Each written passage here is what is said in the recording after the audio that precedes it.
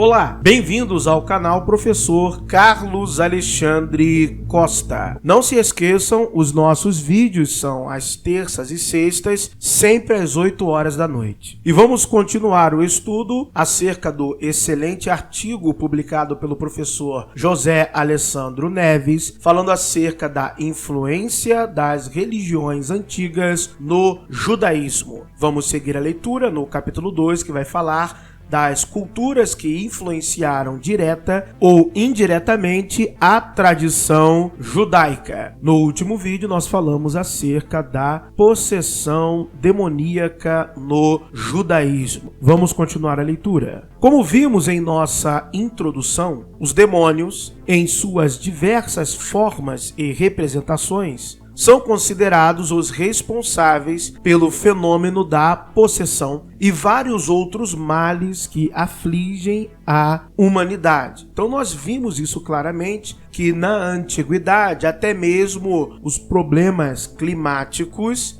eram atribuídos às forças demoníacas. Num passado mais remoto ainda, eram atribuídos a deuses, a divindades. Na evolução do pensamento, chegando ali à Idade Média adiante, começou-se a atribuir a demônios, e até hoje os efeitos climáticos já não são mais vistos como ações demoníacas, as intempéries, os problemas, mas ainda os males internos humanos, em grande maioria, são interpretados como possessões demoníacas.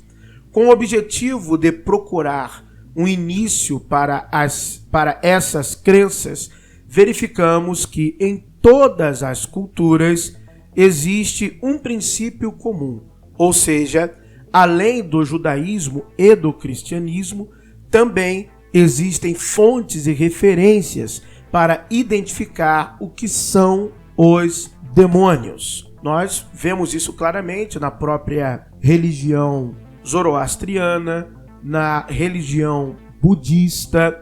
Nós temos fenômenos religiosos anteriores à tradição judaica que já trabalham com a ideia de espíritos maus ou espíritos malignos, que nós, na tradição cristã, chamamos de demônios. Este capítulo abordará justamente esses relatos ao longo da história, nas mais variadas religiões e civilizações da antiguidade, podendo desta forma atingir o ponto onde a crença evoluirá para a formulação e compreensão das atuais. Então, o professor José Alessandro Neves propõe uma investigação ao longo do tempo em variadas religiões e civilizações, para que até esta análise nos possibilite entender como que isto é percebido no tempo atual. O judaísmo, foco principal deste capítulo, incorporou ao longo de sua trajetória diversas características da região em que se desenvolveu antiga Mesopotâmia. Então isso também é algo que nós devemos prestar atenção.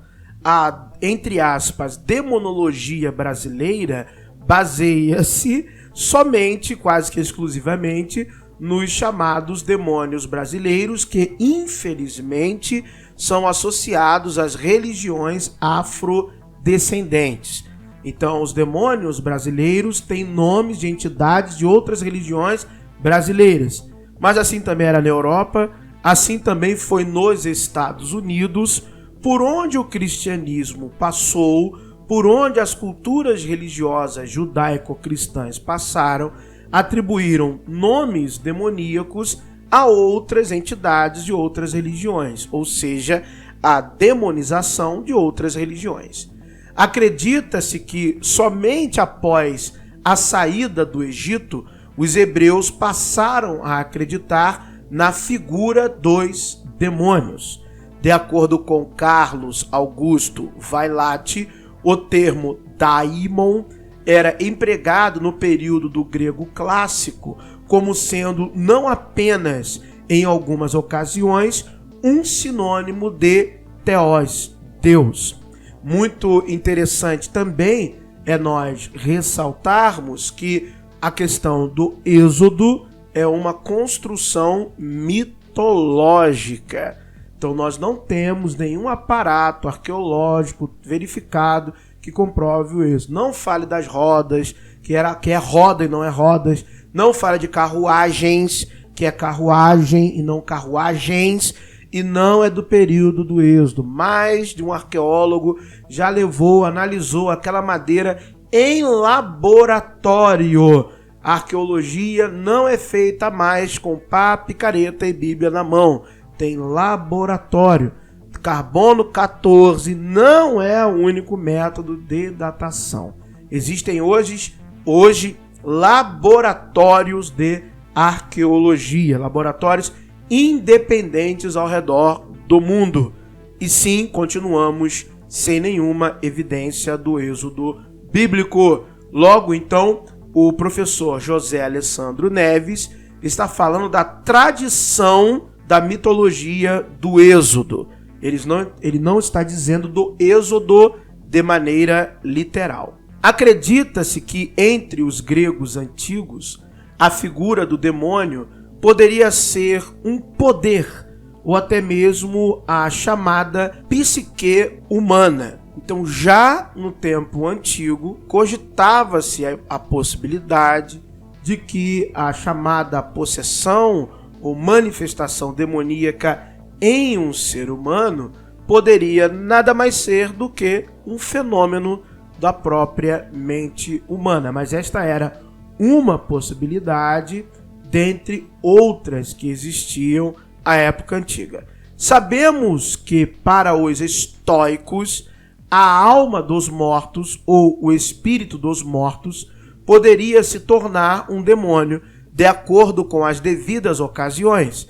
E é justamente esse conceito que dará forma à crença da possessão de um indivíduo pelos parentes ou pelas pessoas próximas na mitologia grega. Ainda falando na Grécia Antiga, que iremos aprofundar mais adiante, o sábio grego Heráclito acreditava que o espírito é o caráter que habita em um homem e não uma entidade separada, como muitos antigos afirmavam. Então, dentro do próprio lastro histórico da cultura grega, há uma evolução de entendimento e também em entendimentos diferentes de acordo com a abordagem de alguma escola específica da filosofia grega antiga. Claro, isso é normal, porque todos estavam tentando explicar esta fenomenologia do comportamento humano. Todos estão tentando buscar uma explicação. E isso já traz para você, caro leitor e caro ouvinte, que o fenômeno demoníaco não era algo exclusivo do mundo judaico-cristão, assim como o próprio exorcismo não era comum somente a judeus e posteriormente a cristãos. Aliás, nem somente a cultura ocidental, né? O budismo já fazia exorcismos muito antes do cristianismo. Sobre a origem da palavra daimon, sabemos que a mesma é de origem erudita, onde temos daimon onus, como sendo interpretada por divindade, gênio, espírito, espírito supra-humano ou ainda infradivino. Posteriormente, no que se refere aos conceitos eclesiásticos, teremos interpretações como espírito mau, gênio, desfavorável.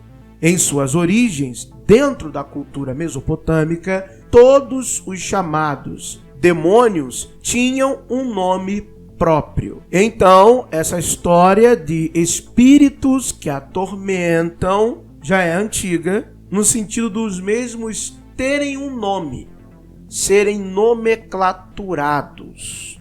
Acredita-se que pessoas que combatiam essas entidades, como bruxos e xamãs, deveriam conhecer o nome da entidade que ali estava habitando no possesso. e apenas com esse conhecimento poderia expulsá-lo. No Segundo Testamento, esse antigo conhecimento sobre expulsão já é mencionado e reconhecido, uma vez que em todos os acontecimentos envolvendo práticas exorcistas, o próprio Jesus pergunta o nome do chamado demônio para assim poder retirá-lo. Lembrando que no artigo do professor estão todas as referências bibliográficas. Como afirma a Lefebvre, os demônios desempenham um papel muito importante na crença e religião cristã.